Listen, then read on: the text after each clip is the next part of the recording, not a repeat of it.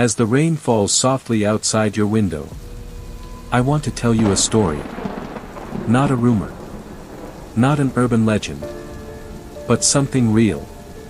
A story that's been shared, quietly, between people who've experienced things they can't explain. It's a story about a woman who moved into an old rental house, in search of peace, and found something else entirely. It happened in a small town in the Pacific Northwest.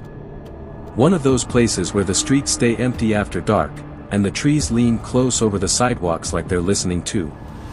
Her house sat at the end of a narrow, dead-end street, surrounded by old maples that rattled in the wind every time the rain came down hard enough. It was a two-story rental, built sometime in the 1950s. The wood floors creaked under her feet no matter how carefully she walked. The windows, single pane, rattled on windy nights. The air inside always carried a faint smell of mildew, especially after it rained. The paint near the windows was cracked and peeling, curling at the edges like old paper. She was in her late 20s. Moved there after a breakup. Wanted space. Quiet. A chance to start over. And for the first few days, that's exactly what she had. Nights spent curled on the couch, listening to the rain tapping softly on the roof. It was, oddly comforting. At first. But it didn't take long for things to feel off. It started small. One evening, sitting in the living room, she heard the hallway door slowly swing shut on its own. No open windows. No draft. Just the door moving. Then there were the cold spots. Patches of air near the stairs that felt colder, heavy, like standing too close to a freezer with the door open. Sometimes, brushing her teeth late at night, she'd get the feeling someone was standing behind her, watching. She'd turn around, of course, no one there. The rain seemed to grow louder on those nights. And then, one evening, as she sat scrolling through her phone on the couch, she heard it. Clear, heavy footsteps. Upstairs. A slow, deliberate pace. One step at a time. She froze. Waited. Listened. Then grabbed her phone flashlight, walked up the stairs, checking each room. Bedroom. Empty. Bathroom. Empty. Closet doors. All open, nothing there. She told herself it was nothing. Just her imagination. Stress, maybe, or sleep deprivation. But that night, lying in bed, she listened to the rain, and sleep felt farther away than it ever had. Over the next week, the house seemed to change. The kitchen chairs, which she left neatly pushed in at night, were slightly out of place come morning. The lights flickered when the rain grew heavier. And then, the phone calls started. Always at the same time. 2:13 a.m. The phone would ring, waking her out of a dead sleep. She'd answer. But there was never anyone there. Just silence. No static. No clicks. Just silence. By the third night, she stopped answering. One night, just as she began to drift off, she heard it again. Breathing. Close. Right next to her ear. A slow, steady inhale, exhale, like someone lying beside her. She turned on the bedside lamp, instantly. The sound stopped. The room, silent again.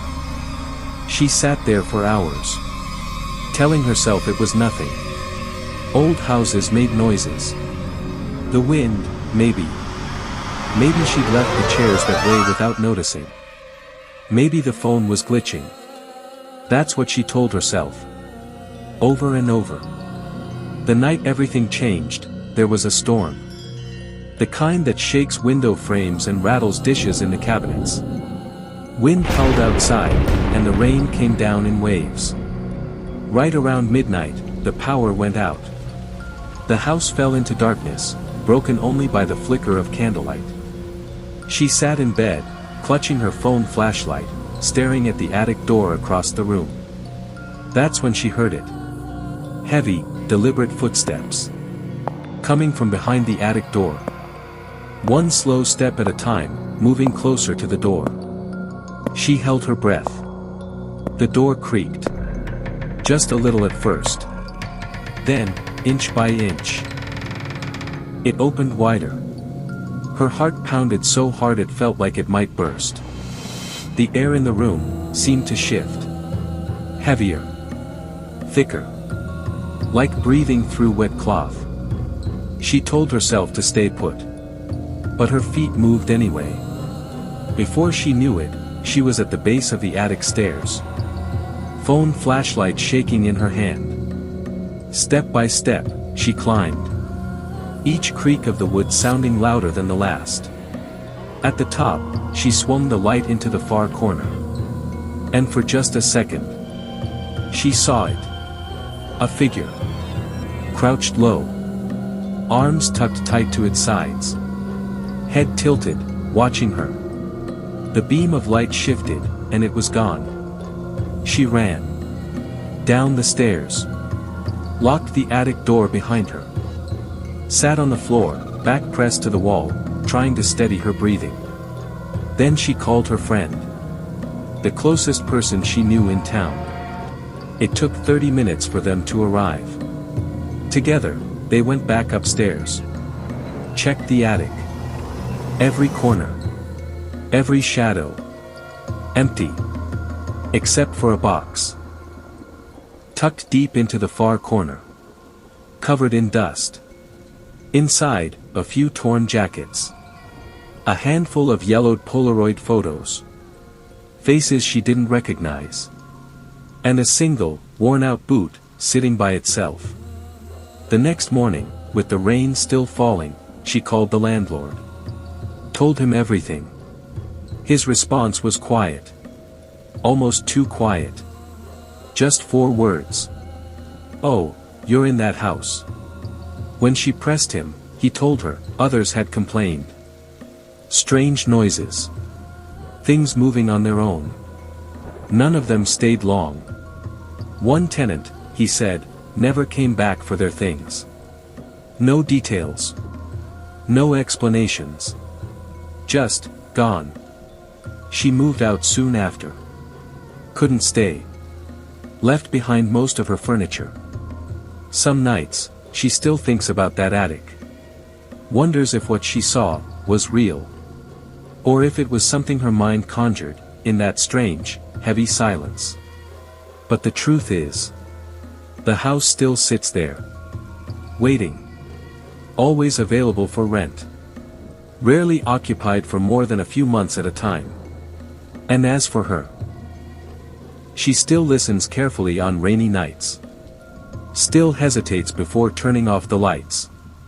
Because there's a part of her, a small part, that wonders. If something followed her. Short pause. Next time you're lying in bed, listening to the rain, just remember. Sometimes, things listen back. If you'd like to hear more true horror stories, just like this, stay right here, and let the next story play.